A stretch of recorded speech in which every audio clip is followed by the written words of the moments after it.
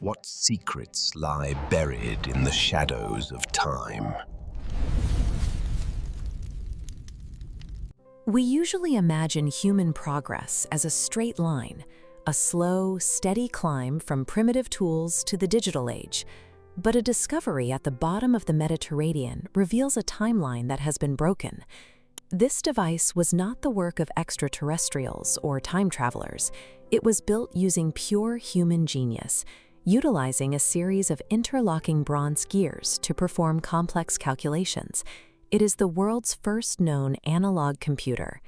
The existence of this single object reveals a massive gap in our history. It shows that humanity reached a pinnacle of engineering 2,000 years ago, only to have that knowledge disappear so completely that we are only now beginning to understand what was lost. In the spring of 1900, a violent storm forced a crew of Greek sponge divers to take shelter near the remote, rocky coastline of Antikythera. While waiting for the weather to clear, they decided to scout the local waters. A diver named Elias Stadiatis descended in a heavy canvas suit and brass helmet.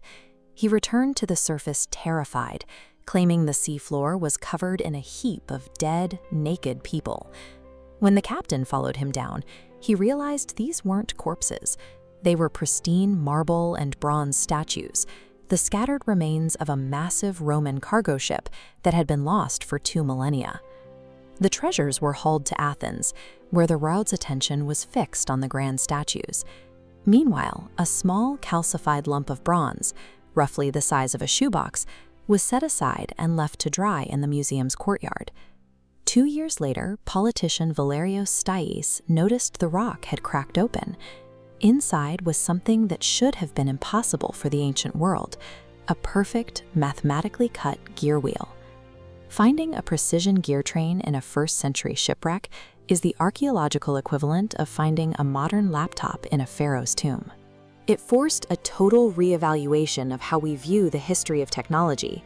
For over a century, the device remained a cold case. Early researchers, unable to see through the thick layers of corrosion, misidentified the mechanism as a simple astrolabe. In the 1970s, physicist Derek J. DeSola Price used early gamma rays to look inside the fragments. He was the first to spot a hidden network of 27 gears, proving the device was far more complex than anyone had imagined. The real breakthrough came in 2005. A team led by Tony Freeth brought a custom 8-ton microfocus CT scanner to Athens. This machine used high-energy X-rays to peel back 2,000 years of calcification, turning the corroded fragments transparent. These scans revealed the machine's internal architecture in ultra-thin layers. They also exposed thousands of tiny Greek characters, less than 2 millimeters high, which served as a detailed user manual for the device.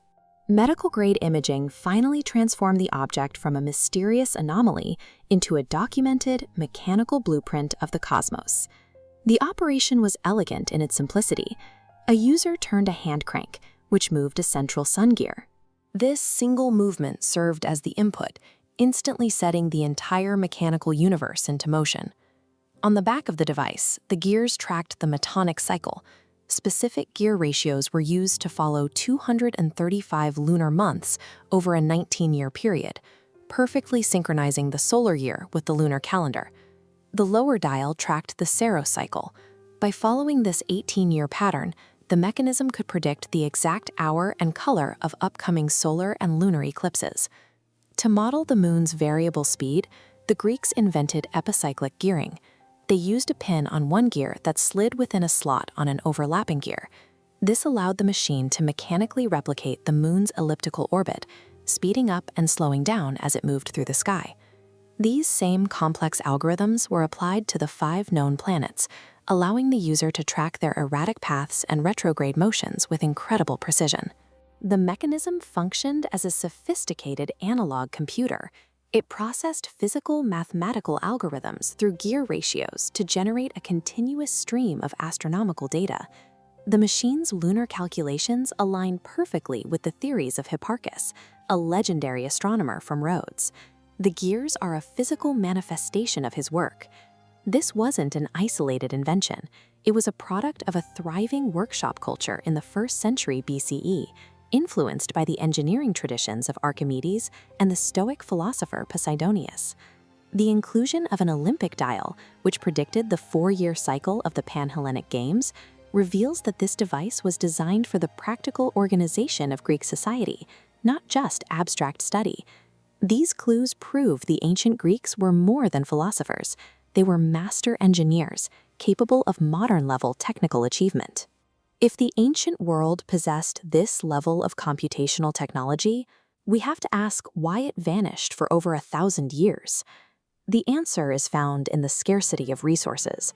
Bronze was a valuable metal. As empires began to crumble, delicate scientific instruments like this were often melted down to forge weapons or basic coinage. This specific mechanism only survived because its ship sank. By settling on the seafloor, it was hidden from the wars and resource shortages that claimed its contemporaries. Humanity lost the ability to build precision gearwork of this magnitude. This complexity wouldn't be seen again until the astronomical clocks of medieval Europe. The loss of this technology represents a massive blackout in human evolution, a period where progress didn't just stall, but actually moved backward. Our modern world often operates under the assumption that our current technological state is the peak of human capability. But human intelligence is not a modern invention. Our ancestors possessed the same capacity for genius. We simply have more durable records of our achievements. If humanity could build a mechanical universe 2,000 years ago and then completely forget how it worked, what other triumphs of engineering have we lost to time?